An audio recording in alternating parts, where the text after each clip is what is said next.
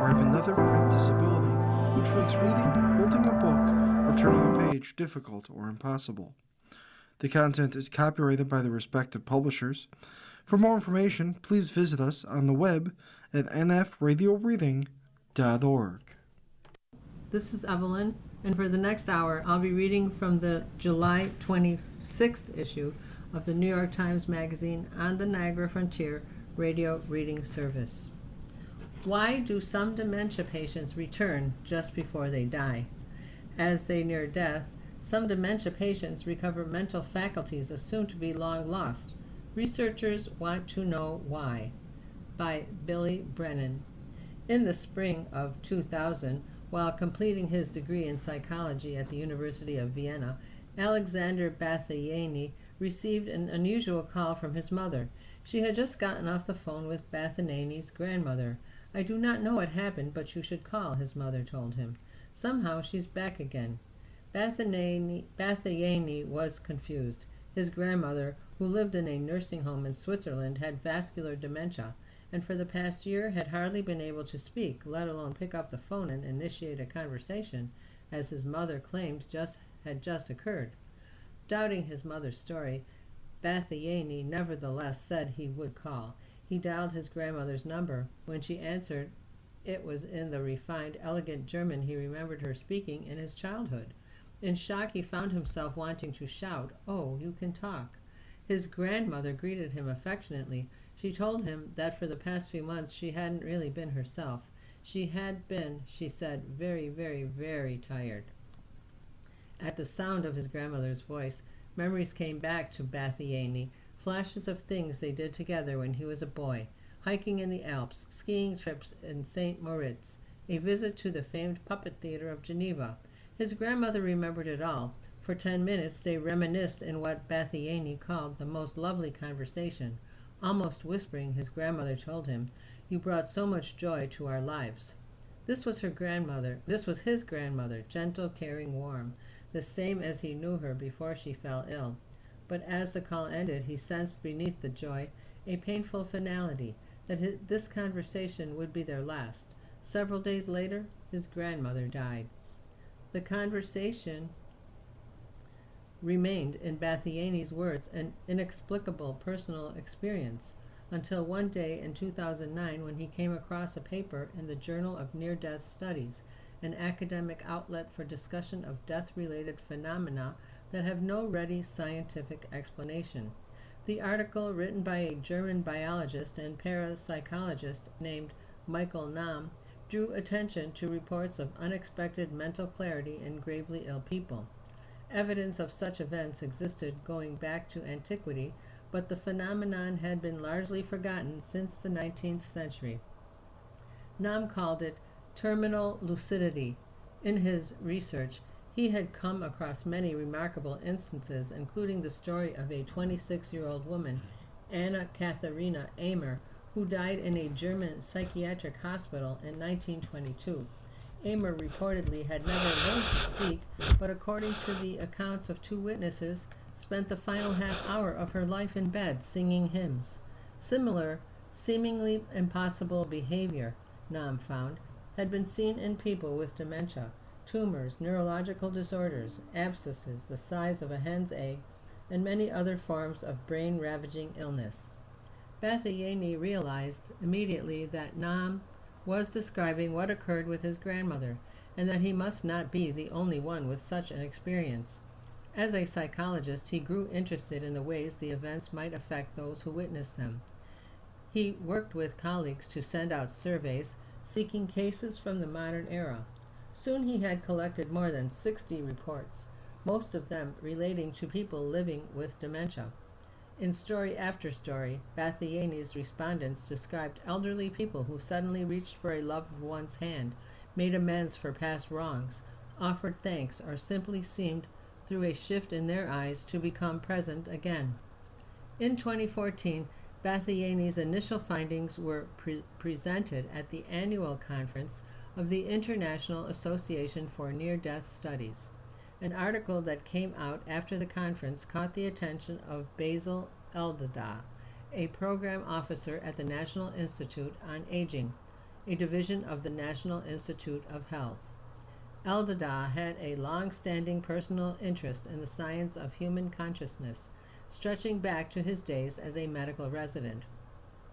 He followed the neuroscientific literature and kept up with research into poorly understood phenomena like near-death experiences. For El-Dada, terminal lucidity was particularly intriguing because it appeared in people with dementia, one of the populations he focused on in his work at the NIA's geriatric branch.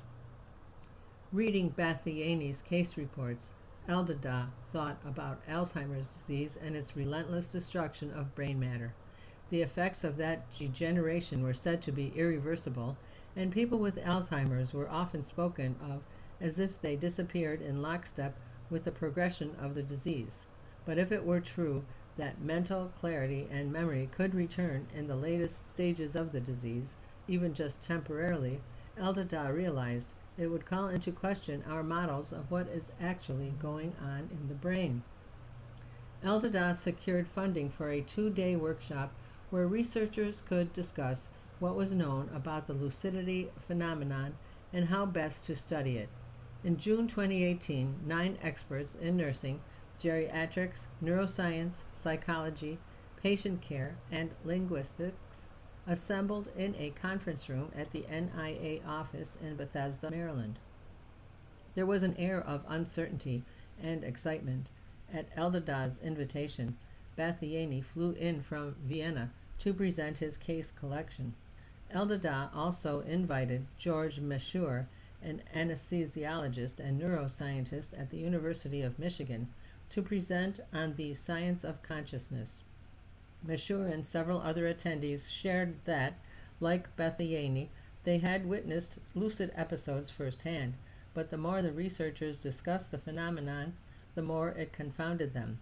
Meshour likened the brain in late-stage Alzheimer's to a pothole-ridden highway system on the verge of collapse, the biological traffic of mind and memory no longer able to flow.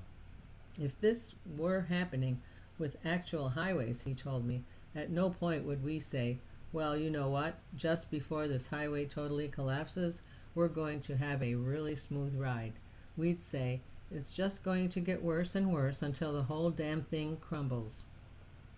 The challenge in trying to study the phenomenon was that the workshop attendees didn't know exactly what they were looking for.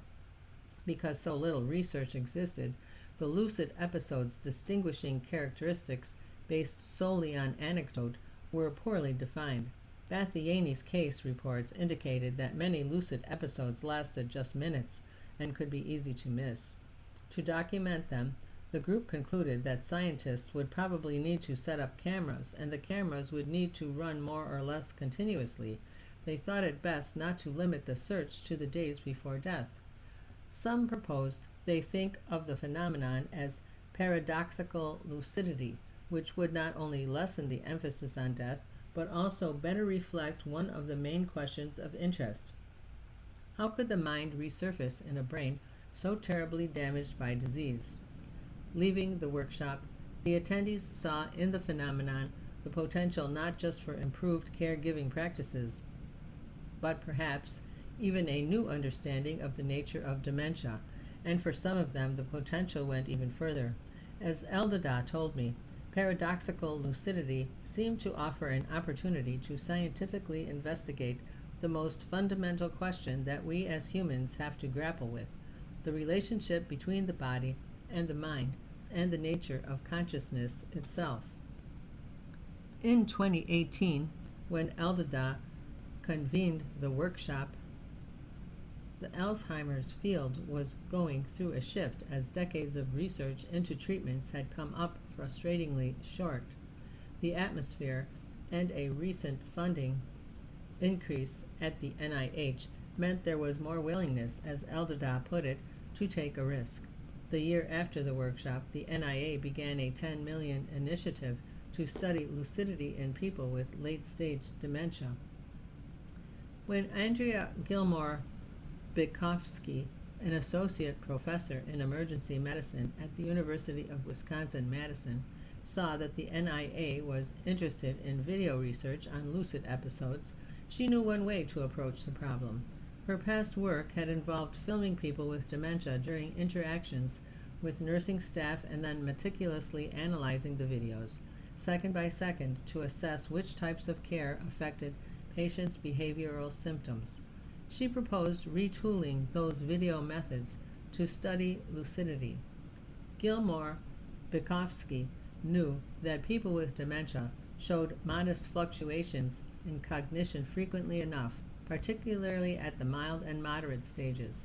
She had also seen firsthand how, in the right environment and the presence of good caregivers, the behavioral symptoms of dementia could sometimes lessen, but the turnarounds described by the NIA were said to be more pronounced and especially likely to occur in the final days or hours of life, a deeply sensitive time for cameras to be rolling at a patient's bedside. Knowing she would need to closely partner with a medical facility and its staff to have any chance of success, Gilmore Bykowski reached out to a hospice nearby, a Grace, which had a 12-bed memory care unit. The hospice agreed to work with her team, and in 2020 the NIA awarded her a grant. Lucid episodes were thought to be quite rare. Gilmore Bykowski suspected her odds of documenting the phenomenon in such a small study were low. The cameras were set up in December 2021, and to the UW team's surprise, the first episodes occurred not long after. By then, Allison Colson, a nurse who served as the team's data collector, had worked with Joan Stephen, an 89-year-old resident, for a few months, and not gotten a lot of back and forth, she told me. Stephen had largely stopped speaking and had appeared not to recognize her family members for several months. Suddenly, while looking at old photos of her children one day, she named them. Cameras were running not long after when she recalled her late husband, John, and shared in full sentences specific details about his job. He worked for Comstock Tire. She also recognized a picture of the award-winning rose bushes she tended for decades before Alzheimer's took away her focus and made them wither. When Colson showed the videos to Stefan's daughter, she said she was amazed. It was extremely exciting, Colson told me. The UW team protects the anonymity of its study's participants. Some of the subjects' family members permitted the team to share details with the Times. Sometimes later, another participant, an elderly man with Alzheimer's, whose verbal output the researchers assessed to be minimally coherent, showed an even starker change. The man had been mobile throughout the full 10 years of his illness, but over a 2-week period, his energy notably declined, and he began spending more time sleeping in bed. Seeing this, nurses made the decision to tell his family to gather. The end seemed to be near. By the time his family members arrived, however, the man had gotten out of bed and begun speaking. During his decline, he had reverted, as many bilingual patients with Alzheimer's do, to his native language. Now he spoke clearly in English again, reminiscing about his childhood and his father. The nurses and his family were stunned. He stayed alert like this for 2 days, at one point telling his family, "I'm leaving soon." 9 days after the episode ended, he died. Along with the UW team, the NIA sent funding to 5 other research groups. One of these teams, based at the Mayo Clinic, focused its efforts on surveying caregivers about their experiences with lucid episodes. As the data came back, they found that there appeared to be different types. Some episodes resembled the prototypical cases of terminal lucidity, like those that Nam and Bathaniani reported, with heightened recoveries occurring close to death. But many more were subtle instances, a flash in the eyes, a few meaningful words, that occurred weeks or even months before death. Many caregivers were deeply moved, but the events were not always positive on balance. Sometimes they're totally negative, Joan Griffin, the lead researcher on the Mayo Clinic team, told me. We had one caregiver who was like, "My dad was an expletive when I was young, and he had a lucid episode, and he was an expletive when he came back. He was a terrible father, and it reminded me about why he was so bad. The Mayo Clinic found that some events seem to be triggered by the environment, for instance, by familiar music or old friends who reminisced in the person's presence. The triggers did not appear to be reliable or replicable, but many caregivers made elaborate attempts to elicit the episodes again. Griffin recalled a woman in her study who said her husband had not spoken for years. You are listening to a reading of articles and features from the July 26th issue of the New York Times Magazine on the Niagara Frontier Radio Reading Service. One night, as they ate his favorite dinner, eggplant parmesan, he looked at her and said her name. Thinking the meal had triggered the moment, the woman made the dinner again the following week and served it to him, hoping he would come back. He never did. Andrew Peterson, an investigator on a research team at the University of Pennsylvania, told me about a report of a man with advanced dementia who, seeing his son approach at the top of the staircase, suddenly said, "Be careful." The son repeatedly returned to the stairs and pretended he was about to fall, hoping to hear his father's voice again. By the time the UW team approached Ed Janis about joining the study in 2023, his partner, Mary Mobius, had lost most of her ability to speak. For 33 years, Mary had taught middle school language arts in Verona, Wisconsin, not far from Madison. She had been sharp-witted and a little shy, but in 2014, Ed noticed her personality starting to change. She grew paranoid and combative. She began to get lost. The woman who once spent hours spilling out her thoughts to him in all their complexity struggled to find her words. She was diagnosed with Alzheimer's, and as the disease progressed, their conversations became fewer, her sentences more and more confused. Now 74 and in hospice at a Grace, Mary tended to get stuck in repetitive rhyming loops of sounds when she spoke. Ed chose to believe that Mary had learned a coherent, lost language that he simply couldn't understand. He called it Ancient Sumerian. Then, on October 13th, 2023, with a camera focused on her, Mary spoke clearly again. In a small common area, a nurse's assistant prepared a lunch of beans and casserole for her. Mary, dressed in a red shirt, sat in a specialized ergonomic wheelchair. Her thick gray hair shot out in all directions. A rerun of The Price is Right played on a nearby TV. Suddenly, Mary's eyes appeared to light up. She reached toward the nurse's assistant with an index finger extended. The assistant pulled away and laughed to someone nearby. She tried to shove her finger up my nose. Mary dropped her face into one hand. Quietly, she said, "I'm getting ready to go." "You're getting ready to go?" the assistant said. That was a full sentence. "Where are you going?" "I don't know," Mary said. "That's why I'm looking to you." "You're looking to me? I don't have directions." The assistant offered her a spoonful of food, but Mary took her by the hand and stopped her. "Not yet."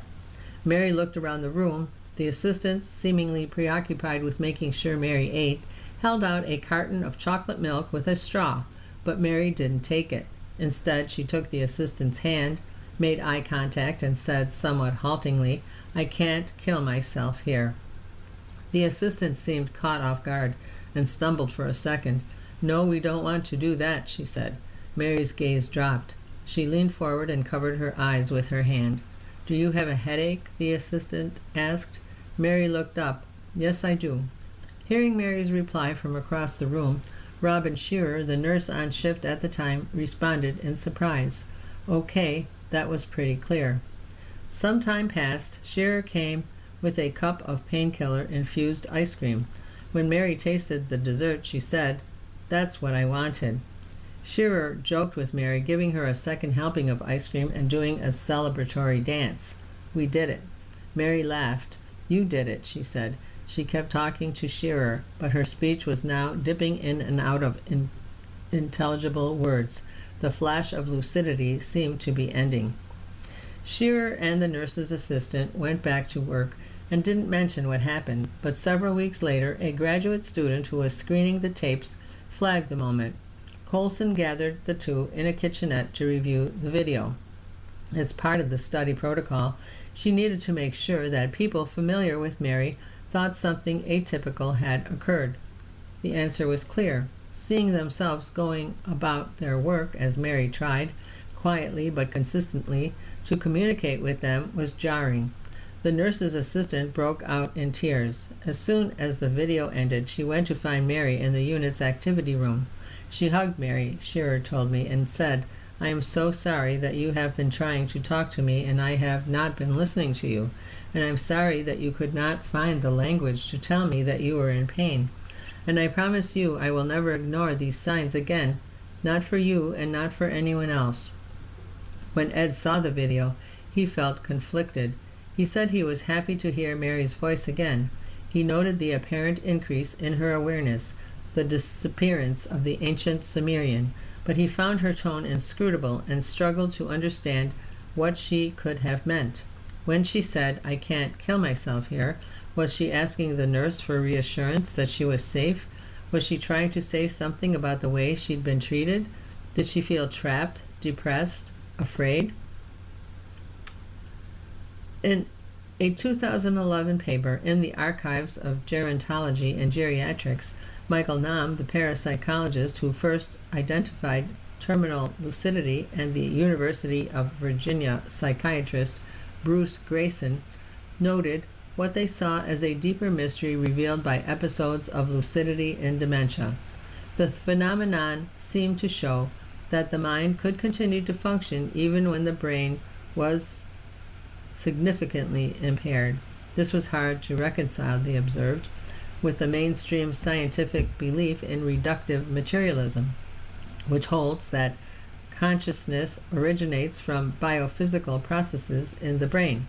If you believe that everything we see and hear and feel and think and decide comes solely from the brain, Grayson told me recently, then you have to propose a mechanism for how the brain does what that when it's been deteriorating for years and years and not able to do those things. How does it suddenly recover those abilities? It was because of this that Nahm and Grayson thought lucid episodes could teach scientists about the mind-body relationship and the nature of consciousness itself. When the NIA announced the funding for research into paradoxical lucidity in 2019, the potential to explore these questions also caught the interest of Sam Parnia, a brain and consciousness researcher at New York University who now leads one of the NIA studies. Parnia is best known for conducting the largest and most rigorous studies to date of near-death experiences in survivors of cardiac arrest. He prefers to call these recalled experiences of death and considers near-death experience vague and unscientific. It was these studies that laid the foundation for his thinking about consciousness in those with late-stage dementia. In a series of conversations over the last 5 years, he explained how he saw unexpected episodes of lucidity as part of a growing evidence base that seriously challenges the materialist paradigm. Studies have shown that up to 20% of people who survive a cardiac arrest report clear memories from the time when they were clinically dead. In his research, Parnia found that survivors' memories followed a distinct narrative arc. They felt themselves separate from their bodies, sometimes hovering above the scene and watching with a sense of detachment as doctors tried to revive them. They began traveling to a destination through what many perceived as a tunnel of light. They accessed a vast store of memory and underwent a review of every moment in their lives from multiple points of view simultaneously, judging the way their actions and intentions had affected others. And finally, although many protested, they re-entered their bodies, often utterly changed. The transformative nature of the experience could be seen in survivors' reduced fear of death, a newfound desire to seek deeper meaning in life, and some other researchers have found sky-high divorce rates. In a pair of studies known as AWARE-I and AWARE-2, conducted from 2008 to 2020, Parnia tried to figure out if these subjective reports could be verified. To do so, he placed images above the patients' heads in rooms throughout various hospitals. His thinking was that a person who had a near-death experience while undergoing CPR might be able to report seeing the images and thus provide proof that the mind could truly separate from the body. In Aware 2, an EEG machine was used to monitor for signs of brain activity in patients during CPR. The EEG readings showed that during the time when they were clinically dead, meaning their hearts had completely stopped, some patients' brains had periods of electrical activity consistent with conscious experience. But for some hopeful watchers, the Aware studies ended in anticlimax. While one survivor in Aware 1 recalled details of the procedures he'd seen himself undergo that were later verified, he had been resuscitated in a room where Parnia's images weren't installed. In Aware 2, Parnia added a sound component. Bluetooth headphones placed over patients' ears during CPR cycled through the names of 3 fruits: apple, pear, banana. Survivors were asked to list 3 random fruits that came to mind when they thought of their resuscitation. One named the correct 3, but the sample size was too small to be sure it wasn't by chance. Even some scientists, who believed Parnia's studies were a fool's errand, praised the ambition and thoroughness of his approach. But the results were ambiguous enough that anyone involved in the debate over the nature of consciousness, materialist or not, could find evidence to support the beliefs they already held. In his 2009 paper coining the phrase terminal lucidity, Nam cited Parnia's work on near-death experiences, noted what he saw as a commonality between the 2 phenomena, their relation to death.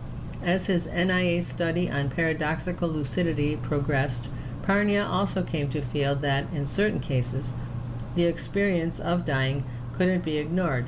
In some episodes, Parnia said that people reconnected with their old sense of self, but they also looked forward, their words relating to a preparation for their departure. He told me, "They're expressing something lucid, but it isn't to do with their ordinary lives. It's something to do with what seems to be ahead of them." They often spoke about feelings of contentment, the presence of deceased loved ones, and a sense that they would soon be heading to a new destination, all features resonant with near-death experiences. Generally, Parnia said, the frequency of these terminal lucidity experiences seems to go up more in proximity to death. The NIA program has not investigated the brain mechanisms that enable episodes of lucidity in late-stage dementia, but Parnia thought the parallels he saw between lucid episodes and near-death experiences suggested a shared mechanism, what neuroscientists call disinhibition. In normal life, our brains are constantly blocking some neural pathways while keeping others open. This balance helps us focus on what matters to us most, eating, relationships, work, and prevents us from being flooded by all the information we're taking in at any given moment. Our general perceptions are that when your brain is disordered, you lose all function, Parnia told me. What we're finding is that, paradoxically, in disordered states, sometimes that disorder actually opens up pathways to new abilities that were hidden before. These instances of disinhibition seem to connect people, in Parnia's view, to parts of their consciousness that they couldn't access before. Parnia has a level of institutional prominence rarely seen in the world of near-death research. This authority made followers of the Aware studies especially curious to know what he thought of his findings. Did he feel he had evidence that the mind could exist apart from the brain?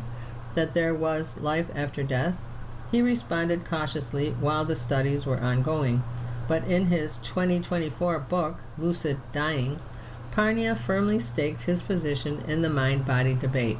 "We are at the cusp of the exploration of a new frontier in science," he wrote, declaring himself quite optimistic that the nature of human consciousness, our very selfhood, will be discovered to be a flux of energy like electromagnetic waves that interacts with the brain and body but is not produced by them. Basil Eldada, who left his role at the NIA last April to become the director of a natural burial ground in Maryland, told me that the first AWARE study had partly inspired his approach to the lucidity research program. When I asked him what he thought paradoxical lucidity indicated about the mind-body relationship, he said that he felt the phenomenon did not offer the same kind of clear-cut challenge to the materialist paradigm as near-death experiences did. I think you could easily propose that there is some residual capacity of the brain that somehow is able to be unleashed during lucid episodes in dementia, he told me. You don't have to invoke an alternative to materialism to explain all of lucidity, at least for now. We just don't understand enough about what's going on. You are listening to a reading of articles and features from the July 26th issue of the New York Times Magazine on the Niagara Frontier Radio Reading Service. Parnia told me his belief that consciousness most likely is not produced by the brain does not mean consciousness is magic, and it doesn't mean it's not scientific. The challenge, he said, is that scientists do not have ways to directly measure consciousness, whatever it is, and so investigating its nature has usually been left to philosophers. Parnia thinks that scientists should not shy away from pursuing those questions themselves, building off whatever evidence is available and following the answers wherever they lead. The reason why I'm more open to this is because when you look at people who die and come back, definitely their brain shuts down, he told me, and definitely at best it is highly dysfunctional. At worst, it is non-functional. Yet we have 5 decades worth of data that tells us there is lucidity. There is paradoxical lucidity in death. The UW team published its findings last August in the Gerontologist, one of the top journals in the field. In evaluating the phenomenon, the study didn't just rely on how the nurses and caregivers responded. The video recordings offered the UW team something no one had ever seen before: the first objective data on the way people experiencing episodes of lucidity communicate. In each of the 3 people who had lucid episodes captured by the study, the team found significant shifts in communication and behavior.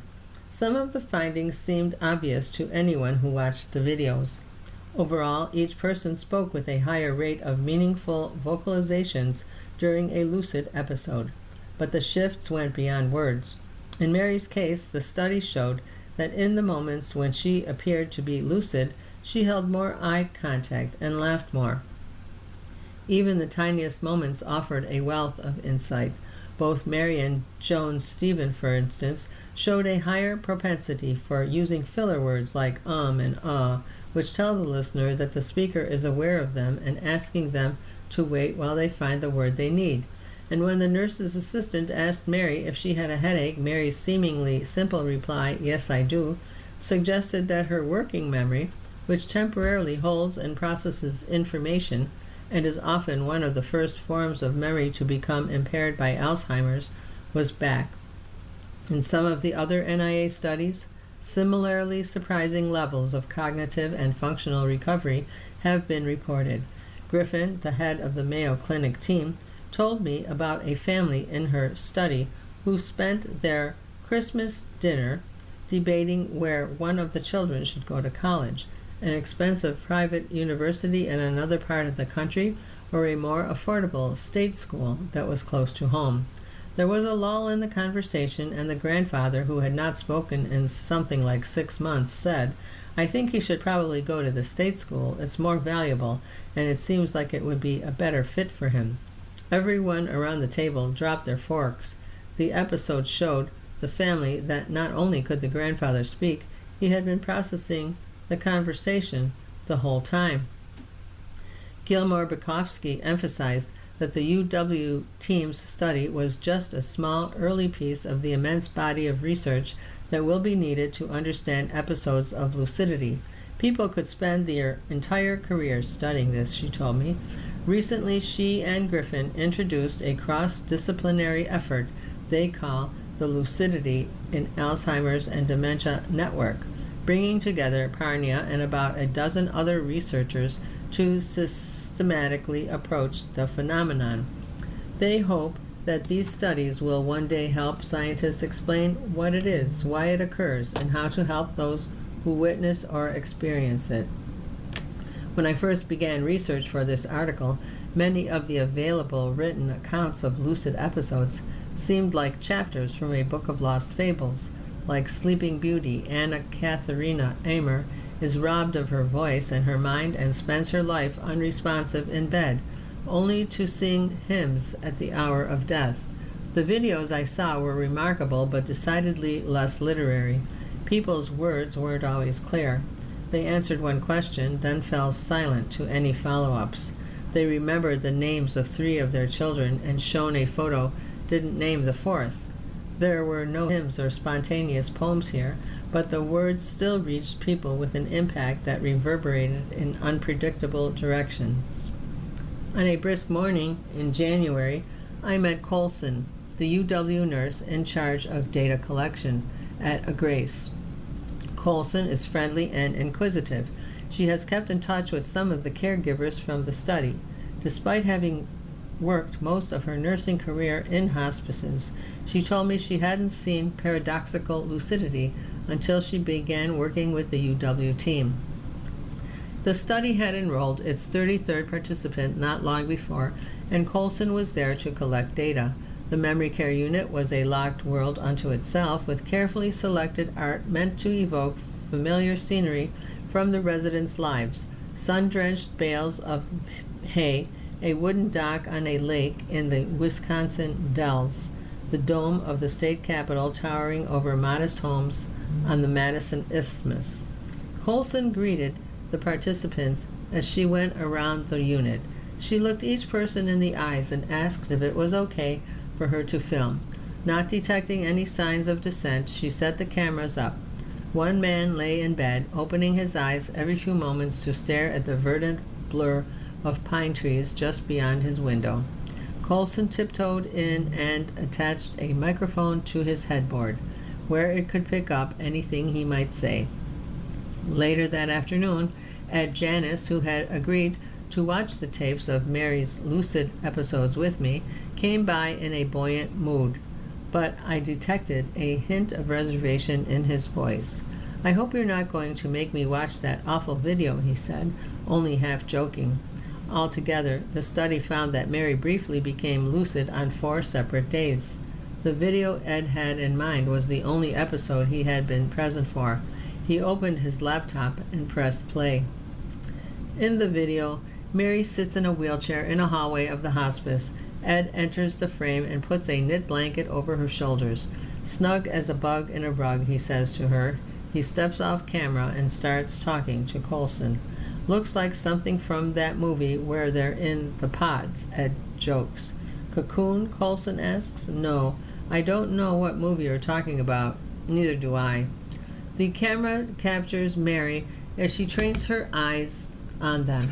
Colson suggests Ed watch the 2016 movie Arrival, in which aliens descend and baffle the planet with indecipherable messages until an enterprising linguist decodes their language. It's a little scary, but it's fascinating. Fascinating to think about interspecies communication. Ed laughs. "Sometimes I feel that way about Mary. Interspecies communication." At that moment, looking toward Ed, Mary lets out a rolling laugh. Then softly she says, "Come this way." Ed doesn't hear Mary, but Colson does. She said, "Come this way." Surprised, Ed turns and faces Mary. He pats her shoulder. He gently brushes a hand over an errant tuft of her gray hair. Then he turns around and begins chatting with Colson again. As we watched the video together in January, Ed's entire body tensed up. Seeing himself turn away from Mary and joke as if she weren't sitting right there left him feeling an ache of regret. Loss in dementia is often conceived of as the destruction of the sick person's self. But what Ed felt was the pain of a shared loss, the loss of his ability to connect his mind to Mary's. When he watched the videos, I saw him struggling to understand Mary's tiniest gestures and words, unable to settle on a convincing interpretation. Even the moments of lucid speech brought only more questions. Mary was undeniably acting in those moments in ways she hadn't for many years. But if lucidity implies clarity, Ed's experience of the episodes was anything but clear. A couple of months after Mary arrived at a Grace in 2023, Ed could see that she was slipping into the final depths of her illness. On January 25, 2024, around 4 a.m., a nurse called Ed to tell him Mary was dying. Ed and a friend of Mary's, Marilyn Rhodes, gathered at a Grace. Rhodes sat at Mary's bedside, listening to her breaths. At the moment Mary breathed out for the final time, Rhodes recalled, everyone in the room looked out the window to see this bright red bird in this misty green backdrop. Mary's favorite, a cardinal. It was one of those experiences where it doesn't matter what the explanation is, Ed said. It's not the point. Ed scheduled a memorial service for Mary in a park that July. As the day approached, he tried to write a eulogy, but his words fell flat. He wrote a dozen drafts and discarded them all. One day he realized that rather than listening to him talk about Mary, maybe people would want to hear Mary speak, because Mary could be quite talkative, and she for sure still had a lot to say. As he sat at his computer, an image came to him, a cardinal carrying a letter in its claws. The letter was from Mary. He imagined opening it. He began to type the words he saw. I suspended disbelief, he told me. I let Mary write. Is Venezuela a colony now, a sovereign state? Modern empires rule in ambiguity. Occupation is a hassle. Large countries have many new ways to control small ones. By Linda Kinsler. Since U.S. Special Forces captured President Nicolas Maduro of Venezuela in January, a steady stream of American officials and oil executives has visited Caracas. They flew there to do what generations of colonial administrators and business people have done before them, effectively running another country. As the Times recently reported, Secretary of State Marco Rubio directs the acting president, Delcy Rodriguez, via text message and controls her government's access to its own oil revenues. She tells him whom she wants to hire, and he tells her which Maduro apparatchiks to purge. Under Rubio's tutelage, Rodriguez opened the nation to U.S. companies. According to the Trump administration, it's too soon to talk about democratic elections. That has to wait until Venezuela's energy sector is stable and its economy has recovered. The asymmetrical relationship has led observers to reach for familiar yet somehow anachronistic terms. Venezuela has been described as President Trump's puppet regime, as his colony, as an American protectorate and client state. The economist Carlos Mendoza Portela, a former advisor to the Venezuelan Central Bank, argues that the country has ceded its national sovereignty. We are not a nation anymore, he said. We are a territory with some delegate administrators implementing decisions made abroad. Who decides? Emperor Trump, who has his proconsul Marco Rubio? Yet none of these descriptors fully capture Venezuela's odd status. On paper, it still has its own government, a defined territory, a stable population, and some ability to enter into relations with other nations. The four criteria for statehood enshrined in the 1933 Montevideo Convention. There is no U.S. occupying military force, although some 900 American troops are assisting with earthquake recovery. At the same time, the Rodriguez government is not exactly autonomous either.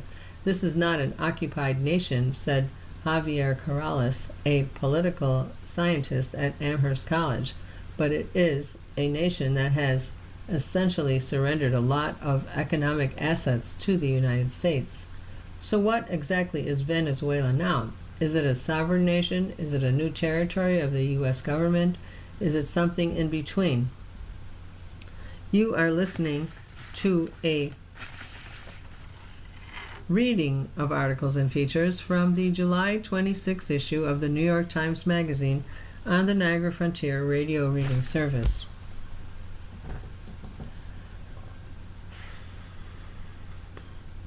The U.S. takeover of Venezuela reflects the mechanics of the new age of empire, in which it has become increasingly unnecessary, inconvenient, expensive, and illegal for great powers to declare formal occupations of small states. As the wars in Iraq and Afghanistan demonstrated, the costs of occupation have gone up dramatically, said Tom Long, a professor of international relations at the University of Warwick. As a result, powerful nations have found ways to establish control over other countries without explicitly laying claim to them. It was once thought that state sovereignty was an indivisible, immutable possession. A nation either had it or it didn't. Today, sovereignty is more like a bundle of rights, as Long put it, that can be disaggregated, contract out elements of governance to foreign powers and international entities. A British company oversaw customs in Angola and Mozambique. Australia took over policing in the Solomon Islands for a time. Many nations have asked the UN or the IMF to supervise state security, taxation, and electoral functions when the home government is too weak to manage them. China's Belt and Road Initiative gives Beijing leverage to boss around many nations. European countries gave up elements of their national sovereignty when they joined the European Union. These trade-offs have been seen as both a potential boon to small states and a threat to their independence. In Venezuela, the United States has shown how great a risk they can be. The disaggregation of sovereignty has helped revive old-fashioned colonialism in a new guise. Empires of the past were built upon the idea that conquest was the divine right of great powers. There was no legal distinction between the acquisition, occupation, and takeover of foreign territory. The Portuguese did as they wished in Angola, and the British did as they wished in India.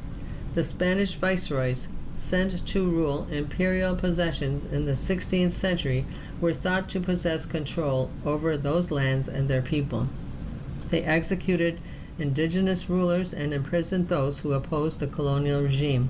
When Americans seized the Philippines from Spain, the role of the first governor-general there was modeled after his imperial predecessor, with few limits to his power. In the late 19th century, as liberal and pacifist movements drove states to formalize international law, European powers sought to eliminate war by rendering conquest illegal. To do so, they defined national sovereignty as an inalienable possession. Occupation came to be understood as a temporary phenomenon distinct from permanent annexation. At first, the U.S. bucked this trend, sticking with the colonial idea that the acquisition of foreign territory also represented the transfer of sovereign rights. It expanded its empire through armed invasions of Cuba, Mexico, the Philippines, and Puerto Rico, even as it promised to deliver liberty and freedom in those places.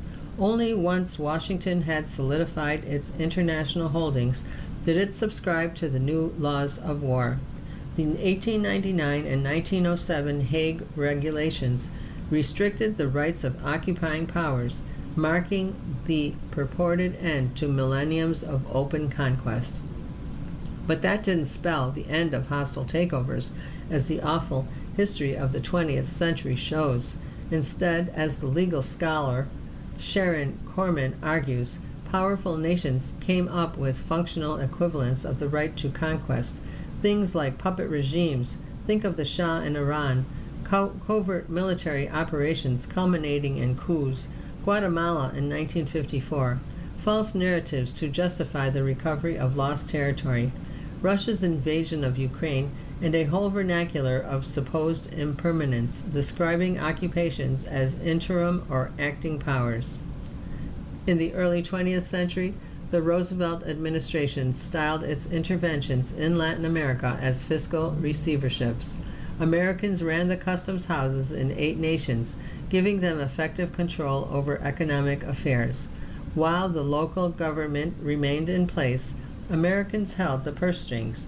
but U.S. officials found that they could not fully control local bureaucracies or break through domestic corporate corruption networks. A colonial maxim about surviving under imperial rule circulated across the region. I obey, but I do not comply. Every U.S. Customs receivership failed to raise revenues, the economists Letitia Arroyo Abad and Noel Maurer found.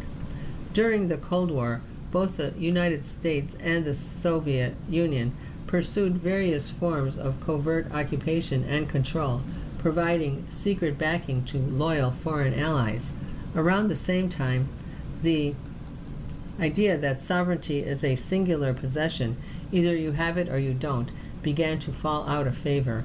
The renowned international lawyer Hirsch Lauterpacht wrote that sovereignty was in fact divisible, modifiable, and elastic. The question of when and whether one state had seized another became far more difficult to determine. Had a country lost sovereignty only with foreign boots on the ground? Did other forms of coercion suffice? This ambiguity had a strategic purpose. The legal scholar A.L. Gross argues, it is precisely the indeterminacy about a territory's status. Is it occupied?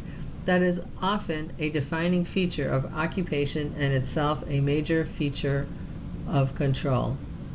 Venezuela is a perfect example of that ambiguity.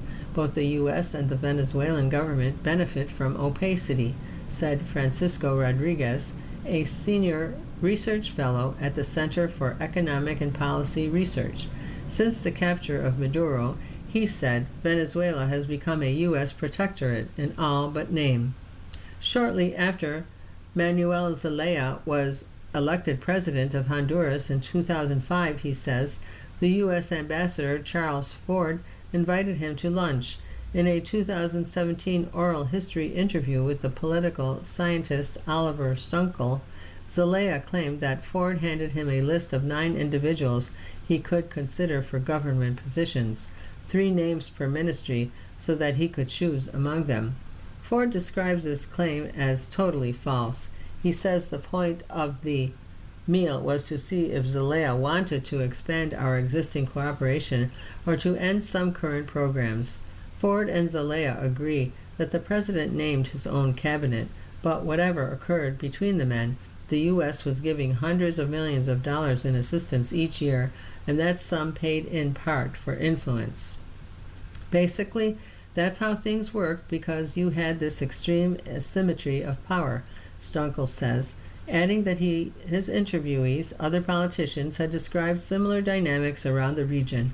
At the time, Western scholars and officials were debating when and whether foreign intervention could be warranted. The United States in recent years had sent troops to East Timor, Kosovo, Afghanistan, and Iraq because, as one State Department official put it, sovereignty was not a blank check for atrocities. Political theorists also wrote of shared sovereignty as a method for strong states and multilaterals to help weak ones by shoring up their economy, politics, or judiciary without necessitating the use of force. In 2004, the political scientist Anne-Marie Slaughter argued that disaggregated sovereignty would bolster the rights of all states by fostering their cooperation. This logic inspired a whole host of states to contract out elements of domestic governments.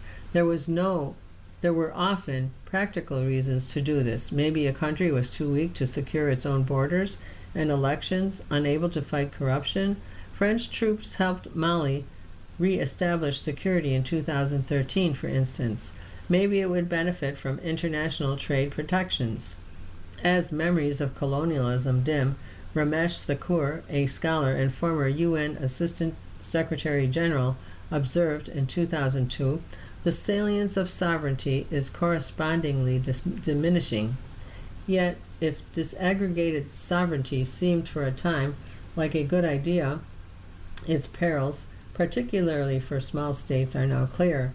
It has spread extractive legal and financial structures, allowing powerful nations to take advantage of weak neighbors. Late last year, for example, Morocco secured UN approval for its plan to control the Western Saharan Sahara by setting up an autonomous region in the contested territory. China is practicing debt trap diplomacy, in which it lends billions of dollars to developing nations like Kenya and Indonesia to build ports and dams and railroads. Then it owns a share of these projects and conditions future investment on obedience. For instance, in 2017, Sri Lanka signed a 99-year lease to grant China control over the Hambantota port, a vast majority of which was paid for by Chinese loans. The scale of this Belt and Road Initiative will far exceed the Marshall Plan, and it works without occupations and the hassles they entail. The unbundling of sovereignty has also enabled the creation of special economic zones, charter cities, and free ports, territorial carve-outs from national laws that are the building blocks of what the journalist Atossa Araxia Abramian calls the hidden globe, through which much of the world's wealth now flows. A building in Harlem designated as a foreign trade zone, for instance, stores art for the wealthy. The Trump administration seems particularly fond of these loopholes to state sovereignty. It has proposed establishing special economic zones in both eastern Ukraine and Gaza as part of its peace efforts. Whatever we call it, the U.S. role in Venezuela is a result of this evolution. Regime change and formal occupation are no longer necessary when compliance and control can be imposed from afar. Caracas is at once sovereign and not, occupied and not. Delcy Rodriguez appears to have entered into a pact of coexistence with the Americans, Corrales said. She has conceded a significant degree of national autonomy in exchange for the preservation of power, or at least the appearance of it. This is, for now, an opaque and mutually beneficial arrangement for the two governments, if not for the Venezuelans deprived of self-determination. You've been listening to a reading of articles and features from the July 26th issue of the New York Times Magazine. Your reader has been Evelyn. Thank you for listening. Coming up next in the Niagara Frontier Radio Reading Service is the USA Today. Following that at 2 o'clock is episode number 1 of Wayward Girls by Susan Wiggs. Stay with us.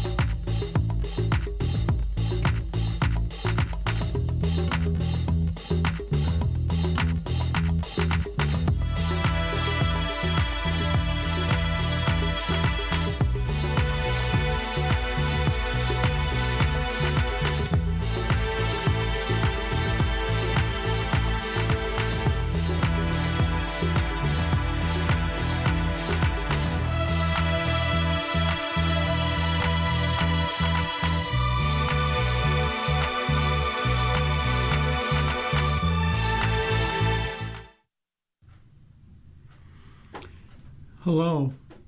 The following program is intended